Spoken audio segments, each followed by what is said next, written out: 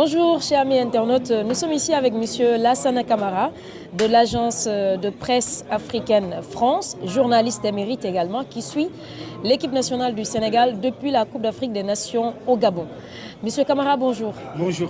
Alors est-ce que vous pouvez revenir sur l'évolution de cette équipe du Sénégal depuis la CAN au Gabon? L'évolution de cette équipe du Sénégal, il y a un fil conducteur, il s'appelle Sadio Mané. C'est Sadio Mané qui a raté le penalty contre le Cameroun au Gabon en quart de finale, que le Sénégal était éliminé. Ce jour-là, avec ses larmes, il nous disait en conférence de presse, je vais venger tout le Sénégal. Et après, la CAN en Égypte, après ils étaient en finale, la CAN en Côte d'Ivoire, ils ont gagné. C'est l'anti-libérateur qui a libéré le peuple sénégalais, celui qui l'a marqué. On l'a vu ici, pendant cette CAN-là, depuis le début de cette CAN-là, il est en train de réécrire son histoire, il est en train de réécrire l'histoire du football sénégalais. Donc si on veut remonter de 2007 à 2025, il y a Sadio Mané dans tous les coups. Donc je pense que c'est le fil conducteur. Alors en parlant de Sadio Mané, on voit que c'est vraiment l'élément clé de cette équipe du Sénégal. On peut dire le fil conducteur ou en tout cas même le leader technique de cette équipe du Sénégal. Et d'ailleurs, il le montre dans cette Coupe d'Afrique des Nations avec les 4 matchs qu'il a joués avec une prestation double XL. Maintenant, quand on revient sur cette Coupe d'Afrique des Nations 2025 au Maroc, comment vous voyez cette équipe du Sénégal au bout des 4 matchs déjà joués?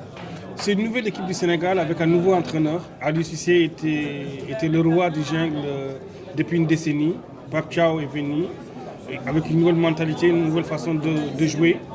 Le premier match du Sénégal, ils ont gagné, mais sur le contenu, Sadio Mané, par exemple, il a raté son match.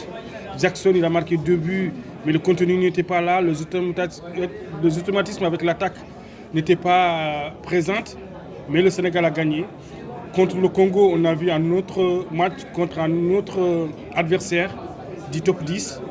Et donc, depuis que Pape Thiaw est là, le Sénégal rate souvent les entames de match. J'étais à Kinshasa quand la RDC menait 2-0 et qu'ils ont repris le match. Donc, c'est bien d'être mené, c'est bien de réagir. Ça démontre que c'est une grande équipe, c'est une équipe qui a une mentalité, mais faut pas. Ça peut arriver, ça peut coincer contre des équipes contre le Cameroun, ça peut coincer contre des équipes contre le Mali, ça peut coincer, etc. Donc il faut qu'ils essayent de rectifier ça. Et l'équipe du Sénégal, j'ai trouvé une bonne équipe, même si je suis déçu par Ismaël Assar. Je suis déçu par ses prestations. Je suis déçu par Jackson, même s'il a marqué 2 buts au premier match. Son match d'hier, pour moi, est calamiteuse.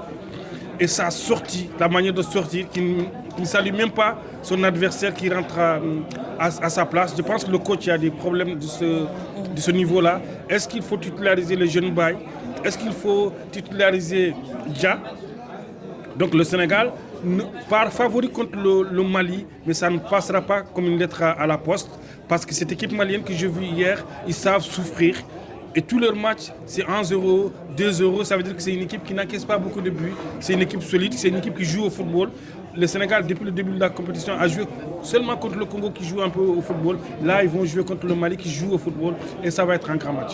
Alors, ce serait peut-être une répétition de revenir sur le Mali, car c'est ce qui devrait être ma prochaine question. C'est-à-dire comment vous voyez ce quart de finale entre le Sénégal et le Mali, au bout donc des matchs de poule et même des 8e de finale âprement disputés, que ce soit du côté du Sénégal que du côté du Mali également. Et c'est vrai que du côté du Mali, ça a été beaucoup plus difficile.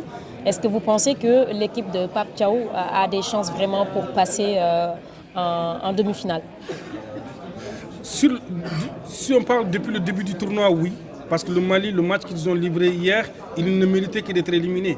Le match qu'ils ont livré ici contre la Tunisie, les 2 équipes devraient être éliminées. C'est une match honteuse. C'est le match le plus pourri du début de la compétition. Mais quand on joue la compétition, une CAN, on cherche à se qualifier. Et ils se sont qualifiés. Peut-être ils viendront contre le Sénégal avec une autre mentalité parce que c'est un derby. Le derby de l'Afrique de l'Ouest, c'est 2 familles, c'est la même famille. Ça va se jouer difficilement. Dans les détails. Dans les détails. Effectivement. Dans les détails. Donc on ne peut pas dire que le Sénégal est favori. Ça va être, oui, le Sénégal est favori 55-45. D'accord. Et score Score, je vois tir au but Et qui va gagner? J'arrête là. Parce que moi, je suis mauritanien. Celui qui gagne, je suis gagnant. C'est l'Afrique qui gagne. C'est l'Afrique qui gagne. Je vous remercie, monsieur Lassana Camara. Merci beaucoup.